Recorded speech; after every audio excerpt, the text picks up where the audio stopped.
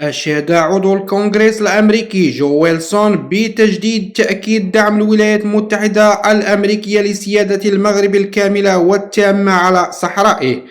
وأبرز النائب الجمهوري عقب لقاء انعقد الأربعاء مع وزير الشؤون الخارجية والتعاون الإفريقي والمغاربة المقيمين بالخارج ناصر بوريطة أن المباحثات همت شراكتنا العريقة والتزامنا لفائدة السلام في المنطقة، لا سيما الاستقرار في الصحراء في مواجهة إرهابي البوليساريو. وفي منشور على منصة إكس مرفوقا بعلمي البلدين الحليفين، أكد جو ويلسون أن الولايات المتحدة تدعم المغرب من أجل تحقيق السلام. وجددت الولايات المتحدة الثلاثاء تأكيد اعترافها بسيادة المغرب على الصحراء ترسيخا للموقف الذي أبلغ به الرئيس الأمريكي دونالد ترامب صاحب الجلالة الملك محمد السادس.